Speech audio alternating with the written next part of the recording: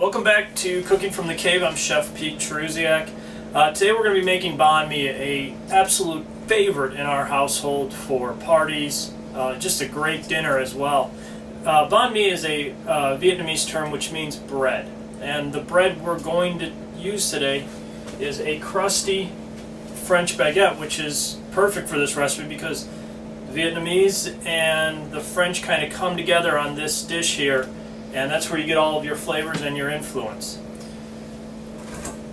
Let's start by making our slaw.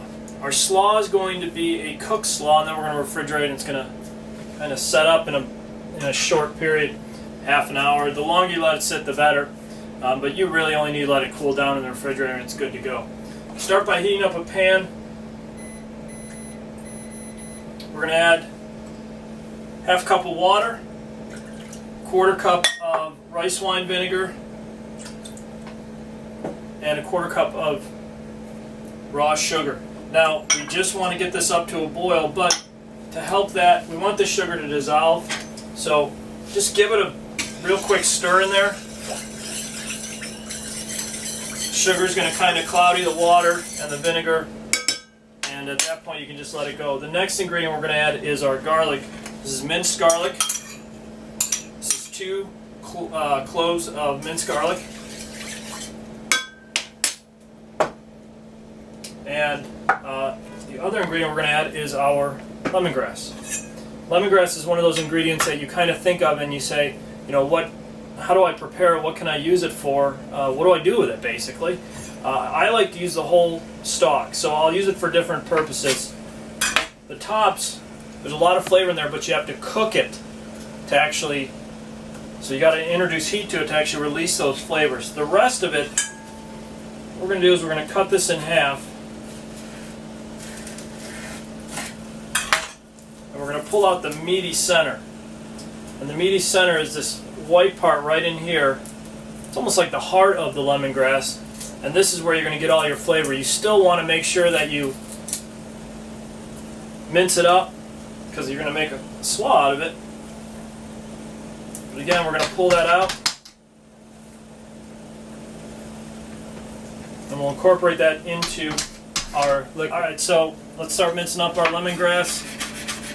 We've been visited by our 2 wonderful dogs, but you really just want to cut this up as fine as you can and get it into that boiling water and vinegar and sugar. On other videos you'll hear him bark and everything, so it's nice to have him present on this one. Swirl it around, kind of see how it's changed colors a little bit. Pour it into a bowl. Your sugar is completely dissolved now. And now we're going to add our vegetables. Half cup of carrot, so it's about 2 carrots. 1/2 of julienne or very thinly sliced onions. And a half cup of daikon radish. If you don't know what daikon radish looks like, I have the other half of it over here. It's a very mild radish. It's not very bitter. Has more of a higher water content than most radishes, so it's a mellower flavor. At this point, just stir it up. The carrot is going to do most of the work here. It's going to absorb a lot of that liquid. Push it down in there, and we can now go ahead and just put this right in the refrigerator for about a half an hour. Alright, the banh mi sandwich. French influenced. We get our bread from it, our pate, liver pate, and also our pork belly. Now we're going to cook our pork belly. This is slightly salted, so we're not going to add a lot of seasoning to this except for real strong flavors, and I'll talk about those in a second. The way to braise a pork belly is you're going to start by heating up your pan. You're going to add your liquid, which in this case 1 cup of chicken stock, 2 tablespoons of sesame oil, 1 tablespoon of rice wine vinegar, a teaspoon of red pepper flakes, and you want that liquid to come to a boil. We have 1 onion, 1 red onion sliced up, ginger that's been sliced up, and garlic that's been slightly mashed. You don't really have to go too far into dicing this stuff up or cutting it up, because it's going to be simmering for so long that the flavor of these ingredients are going to really come through in that. It's also going to come through in the pork. Let this boil for a little bit. We're going to add 2 tablespoons of brown sugar, and I'm going to whisk that up in this liquid. And now we can add our pork belly. I normally add my pork belly so that the meat of it versus the fat cap of it is facing up. So I want to make sure that skin is down in the pan. Go ahead and add that. Alright, now we're going to turn our heat off. We'll put the lid on the pan, and now we can take our pan and put it in the oven. And we're going to cook it at 300 degrees for roughly about an hour. Now, depending on how long or how big that piece of pork is, it might need to go a little bit longer. This is a 6-ounce piece of pork belly. If you're going to make it larger, obviously we might have to extend that time to 2 hours. But roughly I want to say it's going to be in there for somewhere between an hour to an hour, hour and a half at most. So we'll come back and we'll check on it at that time, and we'll finish up our banh mi recipe. The pork belly has been in the oven now for an hour and a half. Pull it off. And what you'll see is the pork belly itself is kind of plumped up a little bit. It's absorbed a lot of that liquid. The next step is to pull it out of that pan, and we're going to thinly slice it. We want that pork belly to grab as much of that sauce as possible, so we will reintroduce this pork belly after we slice it, and we'll just cook it down all together. Now be careful, it's going to be hot. But what I want you to do is I want you to, with a very sharp knife, I want you to go and slice this pork belly up into thin strips, like so. And we'll continue with the rest of that belly with it.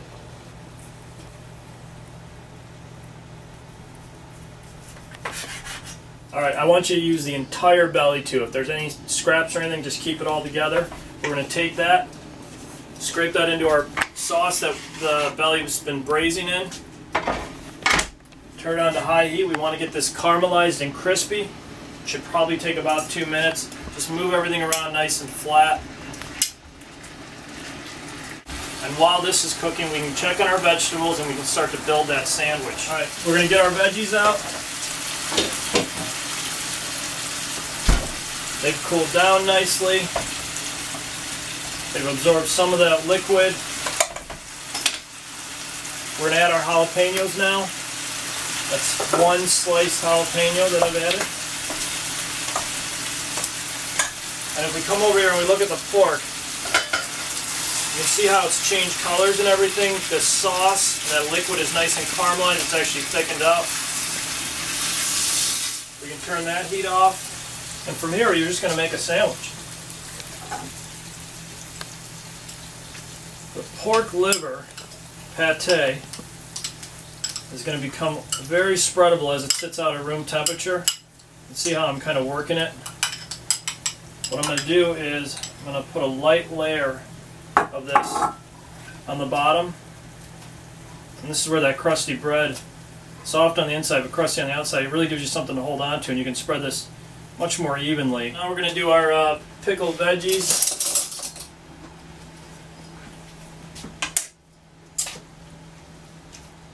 And I'm going to use that liver pate kind of as a glue or a mold so that it holds those veggies on when we build this sandwich. It's okay, get some of that liquid too. Oh, one of the dogs is happy. I don't know how happy they're going to be with that spicy sauce.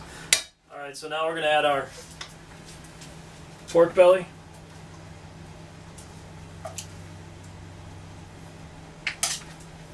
Any of that liquid you can pick up in there too is fantastic. Now we're going to add our cilantro, some more of the Vietnamese influence.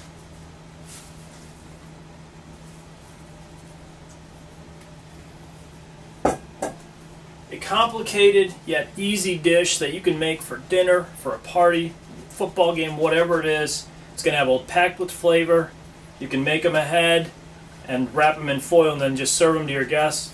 But there you go, banh mi, Vietnamese, French influence, combining there in one sandwich. Thanks for watching Cooking from the Cape. See you real soon.